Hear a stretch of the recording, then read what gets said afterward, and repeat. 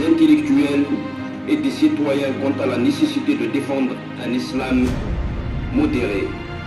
Mais je trouve ça formidable que déjà il y ait ce colloque à Tizi Ouzou, puisque c'est la région où est né mon père, la Kabylie, que c'est une forme de reconnaissance extraordinaire pour lui, qui serait très heureux de savoir qu'on est tous là à parler de lui aujourd'hui.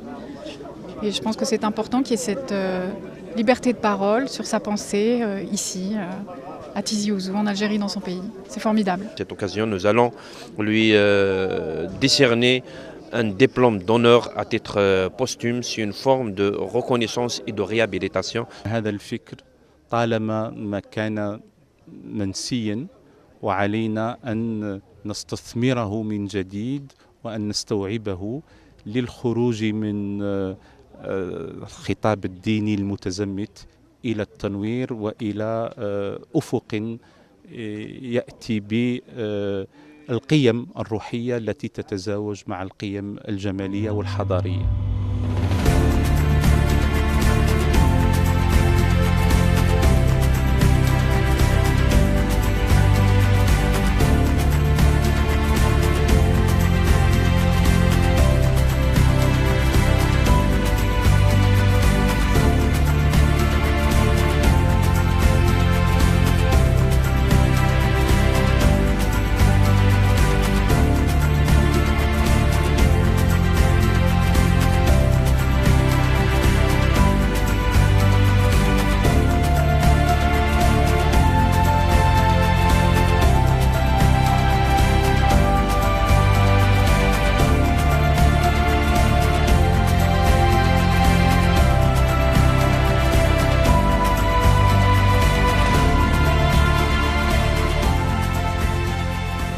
Il n'était pas seulement l'esprit analytique, mais il avait aussi une hardiesse de faire des synthèses.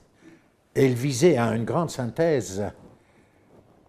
Et on peut évidemment critiquer les détails de sa vision, de sa synthèse. Il y a peut-être parfois des négligences méthodologiques, mais je crois que l'essence de sa synthèse est absolument justifiée. C'est que chaque religion a des dimensions et des éléments véritables. Et vous devriez le savoir mieux que moi, si vous êtes musulman. Parce que chez vous, il y a encore cette tradition vivante que nous sommes tout de même un être humain entouré de miracles. Non pas par n'importe quel miracle, mais miracle de la vie. C'est tout de même très, très passionnant. Il y a l'univers, il y a la matière noire, il y a les mathématiques que nous ne comprenons presque pas. Alors il y a le ciel, il y a les étoiles, il y a la vie. Donc c'est ça. Il utilise les mots comme le miracle et l'émerveillement. Et il ne faut pas comprendre ces expressions d'une façon bon marché. Mais voir justement que ça fait partie non seulement de la religion, mais de l'entendement et de l'intelligence humaine. C'est-à-dire un homme qui est un grand physicien, un grand médecin, un grand philosophe, s'il ne comprend pas la dimension mystérieuse, énigmatique de la vie, peut être intelligent de sa façon, mais il lui manque quelque chose. Donc pour Harkoun, comprendre la grandeur de la religion, comprendre la grandeur de la vie, fait partie de l'intelligence. Mais disons tout de même que Harkoun est un peu difficile. Mais il n'est pas si difficile. Il n'est pas si difficile. Et je crois que son analyse de l'islam est juste. Et c'est un peu pareil avec toutes les religions. Il y a d'abord quelque chose de transcendant. Il y a la dimension miraculeuse. Non pas des miracles, enfin on invente aussi des miracles, mais ce point de départ où l'homme est étonné et émerveillé par la vie, par l'univers.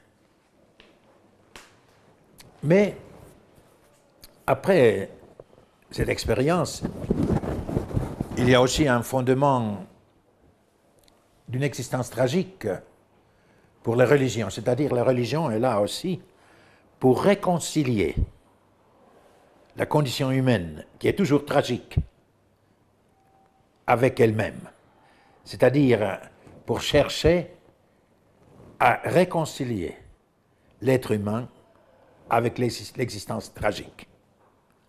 Donc je crois que ces deux choses sont très importantes. Et même plus tard, il y a tout de même des choses, un esprit critique ne peut rien dire là-dessus, mais il y a des énigmes. Il y a la nostalgie de Dieu ou des dieux, il y a la nostalgie du bien, et il y a aussi le phénomène du sacré. Donc je crois que même s'il était scientifique, il était critique, il respectait toutes ces dimensions de la religion. Et c'est là qu'il est très personnel. Si je pense aux circonstances françaises ou européennes, allemandes, donc les intellectuels sont normalement contre la religion, ou pour, mais surtout contre. Mais Harkoun était un peu comme, je ne dis pas un enfant, non, mais il avait une intelligence innocente. Il n'avait pas un esprit préétabli en face de la religion. Il voyait évidemment que tout ce qu'on dit au nom d'Allah n'est pas toujours la création d'une divinité. Mais en même temps, il voyait qu'il y avait quelque chose de transcendant, quelque chose inexplicable, quelque chose qui nous transcende, nous dépasse entièrement. Et c'est ainsi qu'il a très bien compris la valeur sociale, la valeur humaine, la valeur artistique, la valeur thérapeutique de la religion. Ce qui le rend un cas unique parmi les intellectuels européens, si l'on le considère comme penseur européen. Et je crois que c'était finalement ça, sa dimension musulmane, parce qu'il était là musulman. Parce que nous avons perdu, je crois, nous les Européens, même les intellectuels, même le peuple, c'est une civilisation entièrement sécularisée. Harkoun n'était pas sécularisé. Même s'il parlait de l'humanisme, s'il parlait de l'anthropologie, c'est-à-dire ces deux noms cachés, qu'il voyait la parole soi-disant divine aussi comme produit d'un être humain. Mais non pas pour nier la dimension grandiose de la religion. Eh bien, aujourd'hui, même le nom, le concept d'humanisme, il a fallu trouver un néologisme en arabe. Parce qu'on ne peut pas dire l'adab aujourd'hui. Adab en arabe maintenant signifie littérature. Je continue à présenter vos ouvrages, l'ABC de l'islam, Mohamed Harkoun, pour sortir des clôtures dogmatiques. Les clôtures dogmatiques, nous y sommes. Les corpus officiels. Voilà, et c'est dans les clôtures dogmatiques, que la foi s'étiole.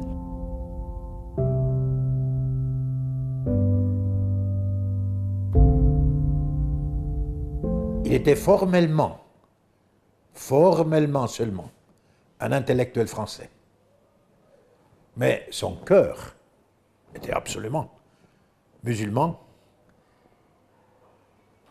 et berbère. Je crois que, enfin, c'est un fait, il était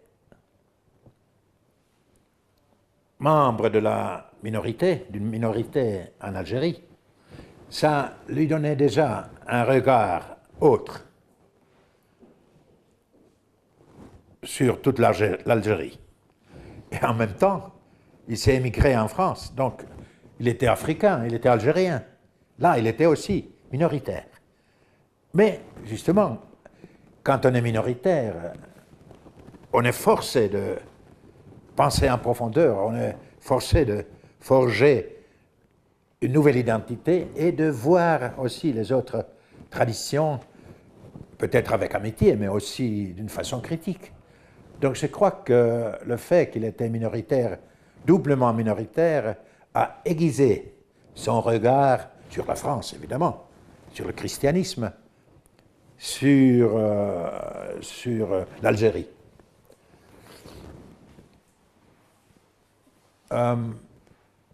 Je crois qu'il était tout de même, comme il le dit lui-même, les religions le livrent, mais je pense qu'il suivait aussi le débat théologique autour du christianisme. Et il n'acceptait pas tout, mais il était influencé de quelque façon. Son point de départ était absolument musulman. Il était vraiment en opposition dans les deux sphères de culture, parce que notre tradition est tellement sécularisée. Expliquer à un intellectuel européen ce que c'est que l'émerveillement en face de la création, il ne comprend pas. Mouloud Mamri, nous sommes du même village, je le connaissais très bien, il faisait de l'anthropologie, justement, du Maghreb, et en particulier de l'Algérie, et qui dit anthropologie, évidemment, dit berbère, la population berbère, qui est la population première, aussi loin qu'on remonte dans l'histoire du Maghreb. Ce sont des les berbères qui n'ont même pas leur nom. Ce sont les Romains, quand ils ont occupé le Maghreb, ce que nous appelons aujourd'hui le Maghreb, qui ont donné ce nom à la population de ce grand espace géographique qui s'étend de Benrazi jusqu'au Maroc et de la Méditerranée jusqu'au Niger, la boucle du Niger. C'est tout cet immense espace qui est l'Afrique blanche. Par opposition au Mashrek. Par opposition au Mashrek, c'est autre chose, et par opposition au sud de l'Afrique blanche, où nous avons l'Afrique noire. Enfin, ça, c'est la désignation blanc-noir, c'est une couleur, évidemment, il n'y a aucune espèce de racisme là-dedans, c'est une description de ce que nous voyons, c'est tout. Ça ne met aucune hiérarchie de l'un sur l'autre. C'est des noms sur des endroits. Oui, donc il faut absolument en revenir. Oui, je n'ai pas dit, avec Mamri, on lui a fait toutes sortes de difficultés en disant l'anthropologie est une science coloniale, donc on n'enseigne pas. Inouï. Inouï. Où peut conduire l'idéologie? Ça n'est pas tout à fait fini.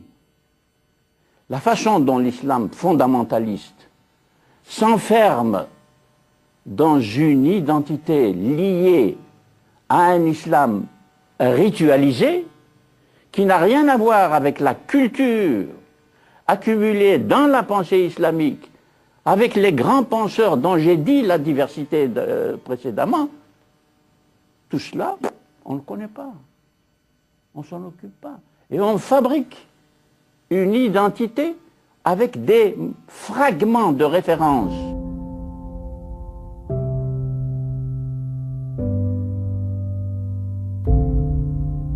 Justement, pour revenir au meilleur de la tradition islamique,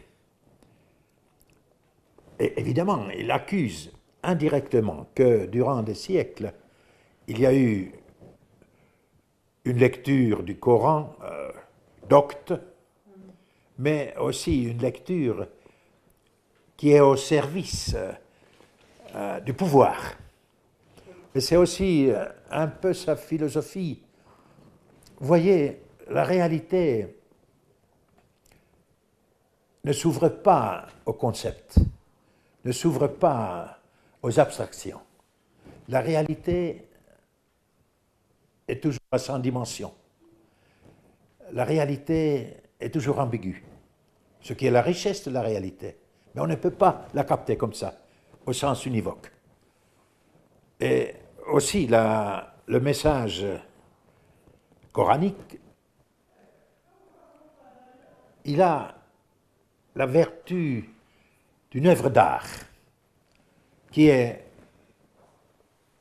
ouverte aux influences multiples et dont la langue est vivante, la langue peut encore générer d'autres significations dans d'autres contextes religieux.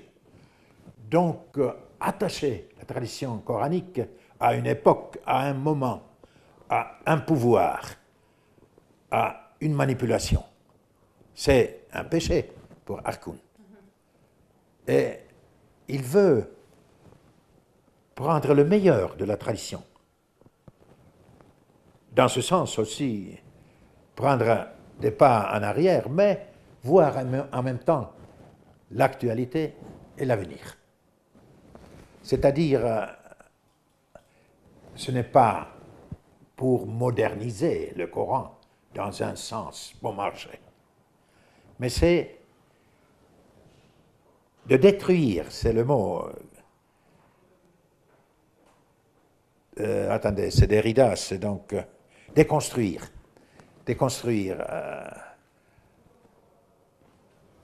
une tradition qui est trop chargée par ce qui n'est pas sacré, vraiment. Et revenir et choisir ce qui est le plus vivant.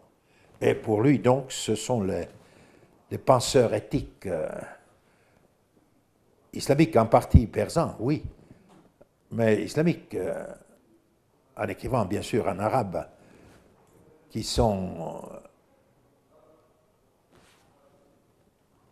une valeur importante. C'est en 1928 que Hassan el-Banna a lancé ce qu'on appelle le mouvement des frères musulmans. Puis vient la guerre, et tout de suite après la guerre, les mouvements nationaux de libération coloniale.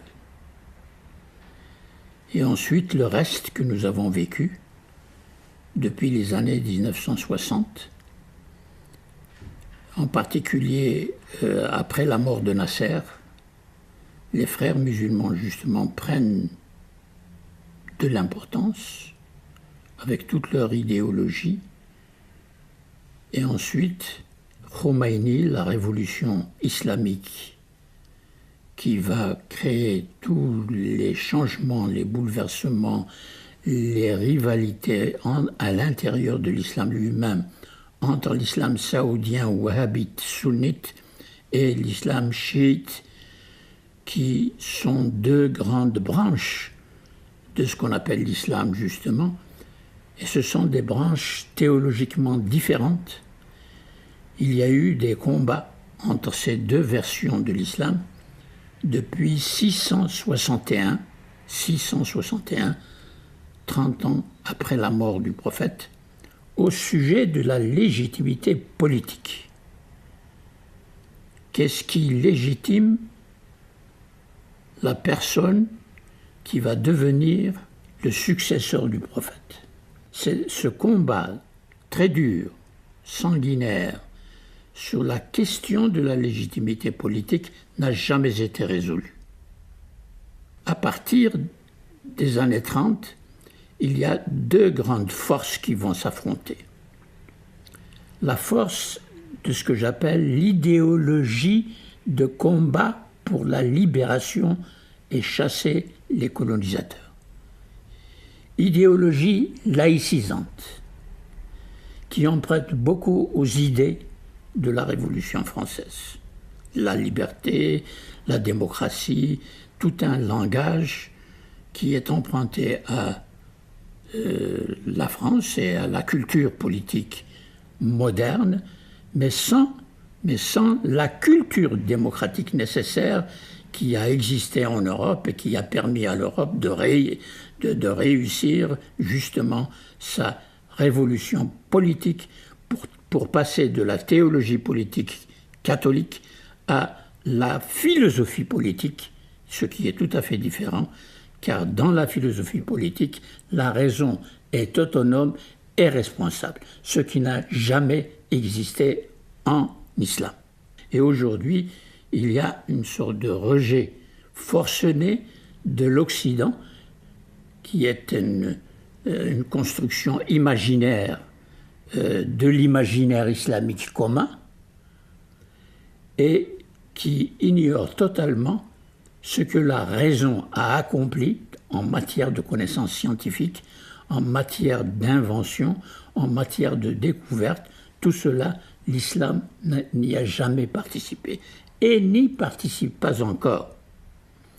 Donc, l'islam va passer d'une certaine liberté interne aux deux versions que j'ai mentionnées, chiites et sunnites, une certaine liberté d'initiative pour les docteurs de la loi, à un contrôle étatique des oulémas qui vont être fonctionnalisés. Ça, c'est un point extrêmement important. Il y a donc une manipulation de la religion, de l'islam comme religion, de la part des États postcoloniaux, tous, sans exception. Et à ce monopole que va exercer l'État sur l'instrumentalisation à son profit pour en tirer une forme de légitimité qu'il ne se donne pas par les voies démocratiques, il va générer dans la société des mouvements d'opposition politique qui vont grandir à l'intérieur des mosquées.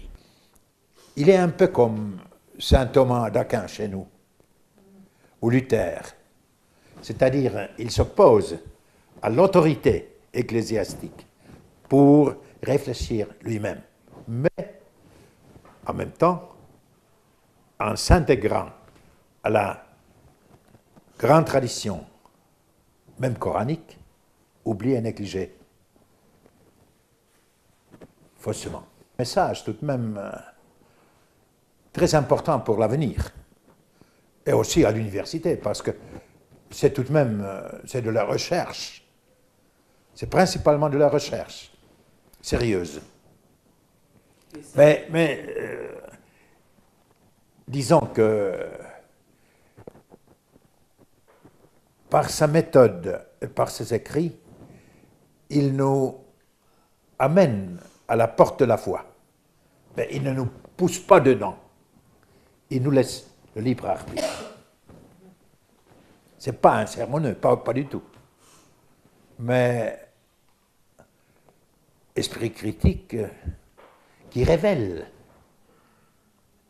pour lui certaines manipulations, mais aussi qui démontre, qui expose même ce qui est magnifique dans la tradition des musulmans.